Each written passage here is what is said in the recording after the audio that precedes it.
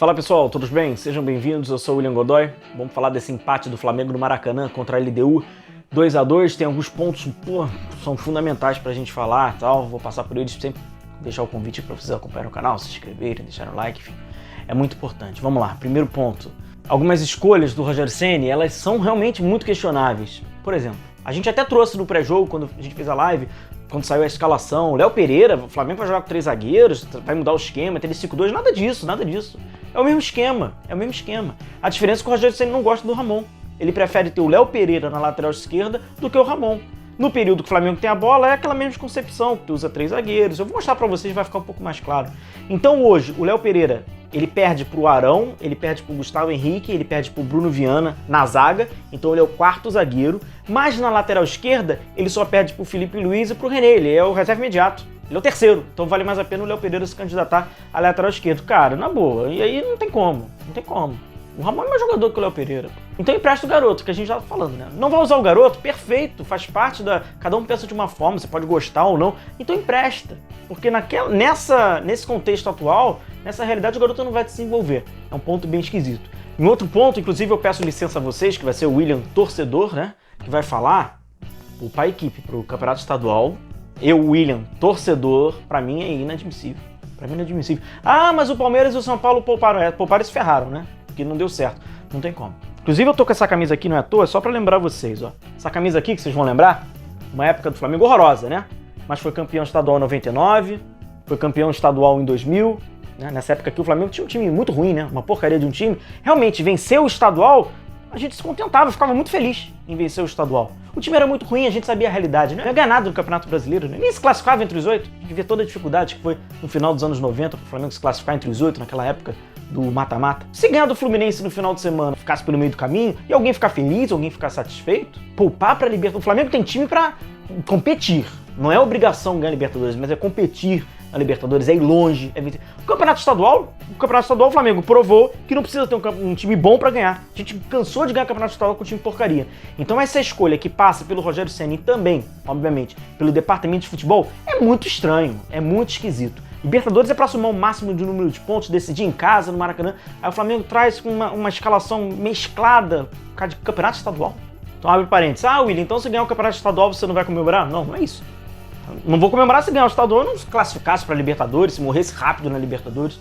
Então eu acho que, né, tem que saber identificar, cara, qual é o patamar? Que outro patamar é esse? Bom, vamos começar então a nossa análise, né? Como eu falei no início aqui, linha de 4, ó. 4 jogadores na última linha, 4 jogadores na linha média e mais à frente o Pedro e o Gabigol. É a mesma coisa que o Flamengo faz com o Felipe Luiz. É linha com 4 jogadores, utilizou 3 zagueiros, mas na lógica é o Léo Pereira improvisado na lateral esquerda, em detrimento de ter o Ramon e o Rogério Ceni não gostar do Ramon. Então a última linha com o Mateuzinho, Bruno Viana, Gustavo Henrique e Léo Pereira, completamente reserva, última linha, né? A gente tem vários jogadores de reserva.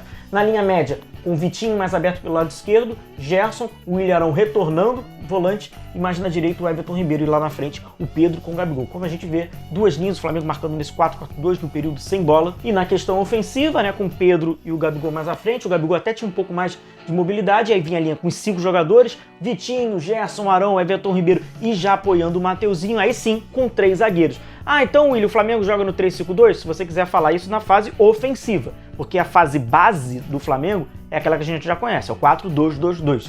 E aqui, como a gente observa, né, Vitinho dando bastante amplitude pelo lado esquerdo e o Mateuzinho dando bastante amplitude pelo lado direito. Porém, esse plano foi logo abortado no início com a expulsão do Willian Arão. O Willian Arão levantou demais o pé no seu jogo 300, ele acabou falhando, expulso, e aí já começa a montar um quebra-cabeça. E aí começa o quebra-cabeça do Flamengo, né, com o Gabigol recompondo pelo lado direito, o Flamengo mantém a sua última linha com 4 jogadores, o Léo Pereira mantendo, fazendo papel de lateral esquerdo, e aí vai precisar, óbvio, da colaboração dos jogadores mais à frente. O Gabigol se desloca para o lado direito, ele tira, o Rogério Ceni tira o Everton Ribeiro e coloca o João Gomes para dar proteção, é lógico, perdeu o Willian Arão e ia precisar de colocar um volante. Então coloca o João Gomes e o Gerson para trabalhar por dentro, o Vitinho mantém a mesma movimentação defensiva do Vitinho, não muda, e o Gabigol sai lá da frente para ajudar pelo lado direito, fazendo o papel em aspas do Everton Ribeiro no período defensivo. O que inclusive me surpreendeu. Imaginava que o Rogério Ceni ia tirar o Pedro para manter o Gabigol à frente e manter o Everton Ribeiro aberto pelo lado direito. Então eu imaginei que ele ia tirar o Pedro, colocar o João Gomes e fazer essa mesma composição.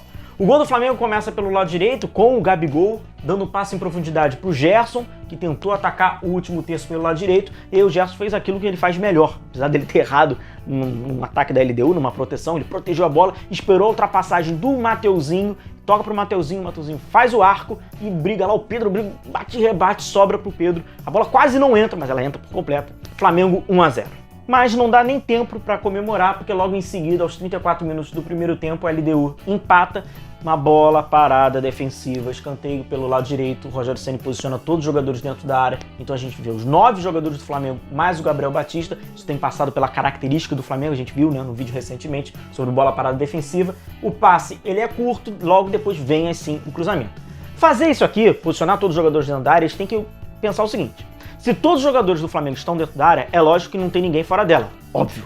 Se não tem ninguém fora dela, qualquer cobrança curta para o adversário era para ser perigosa. Então os jogadores têm que ficar atentos. Se o Vitinho tá na risca da grande área, essa cobrança mais curta é o Vitinho que tem que fazer uma marcação ativa para tentar cobrir essa bola de qualquer jeito, porque senão vai dar liberdade para esse receptor. Pois bem, a LDU recebe a bola, domina, levanta a cabeça, faz o cruzamento. O Vitinho não diminui o espaço com a velocidade que precisa, que pede uma marcação dessa com todos os jogadores dentro da área. E aí nem o Gustavo Henrique e tampouco o Gerson, que fazia a marcação, o Gerson então estava de costas para a bola, não conseguiu diminuir o espaço.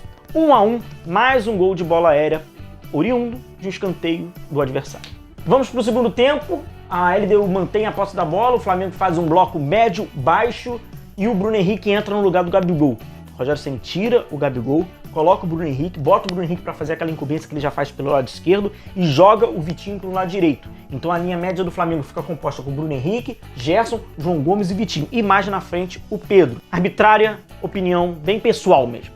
Eu não tiro o Gabigol, tá? Se tiver que tirar entre Pedro e o Gabigol, é jogo importante, o Gabigol é o predestinado, eu tiraria o Pedro, não tiraria o Gabigol, manteria o Gabigol na partida. As experiências do Flamengo sem o Gabigol são ruins. Coincidência ou não, é fato que não é coincidência, o cara é diferenciado. Mas de qualquer forma ele mantém o Pedro um pouco mais à frente. E a LDU vira o placar. A jogada inicia pelo lado direito, o Mateuzinho não consegue fazer a intervenção, tão pouca diminuição do espaço para o destino da bola, consegue matar e vê um jogador absolutamente livre. Tem um erro defensivo do Flamengo, tem uma repleta desorganização. Ela inicia com a origem, ninguém cobre a bola. Mais uma vez a bola está descoberta. É muito fácil você dar uma assistência contra a defesa do Flamengo, porque você tem liberdade para isso. O jogador pelo lado direito teve a liberdade, fez o cruzamento e ó, o autor do gol sozinho na meia-lua, recebendo de frente. O Flamengo não conseguiu diminuir, não consegue fazer a intervenção. Mais um período de desorganização defensiva do Flamengo. LDU 2-1. O Flamengo continuava com muita dificuldade, continuava com a altura do seu bloco, achei até que o Flamengo teria mais agressividade, mas um homem a menos do Flamengo parecia uns 2 ou 3. Parecia que o Flamengo tinha 8 jogadores em campo.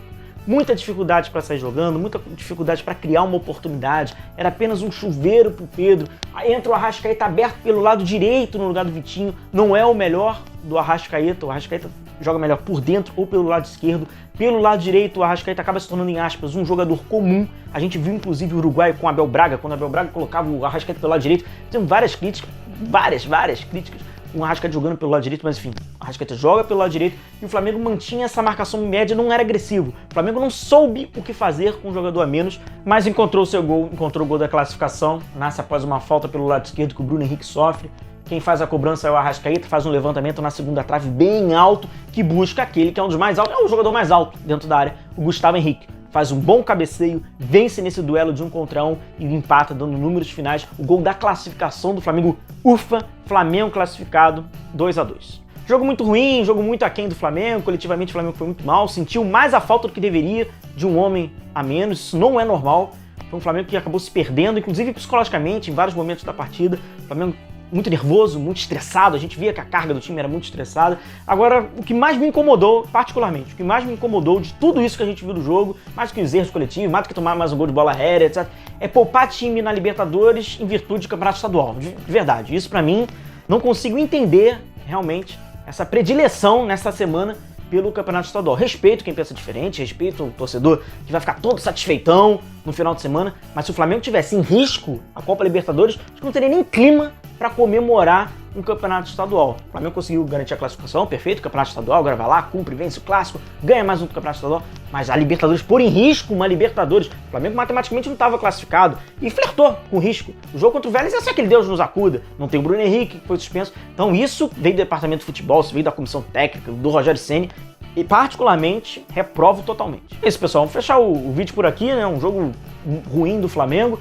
Cara, a questão do Ramon é triste, realmente. Ele não é o melhor lateral do mundo, não tá completo, não tá pronto. Ah, ele vai desequilibrar, mas entre ele e o Léo Pereira, apesar da condição do lateral do Flamengo fechar na última como um zagueiro e tal, mas tem momento que tem que passar, tem momento que tem que agredir. Inclusive, durante os 90 minutos, teve um período que o Flamengo pedia um lateral esquerdo, até porque não tinha. Quando saiu o Arão, já mudou a composição do Flamengo, se tornou uma linha com 4 jogadores, não mais com 3, até mesmo na saída de bola. E esse é o Léo Pereira furar a fila do Ramon.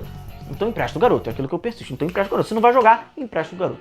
Vou fechando aqui, pessoal. Vou fechando o vídeo. Um forte abraço a vocês. Sábado estaremos lá no Maracanã juntos, no pré-jogo, e a gente vai acompanhando esse Flamengo e Fluminense. Forte abraço a todos, se cuidem. Tchau, tchau.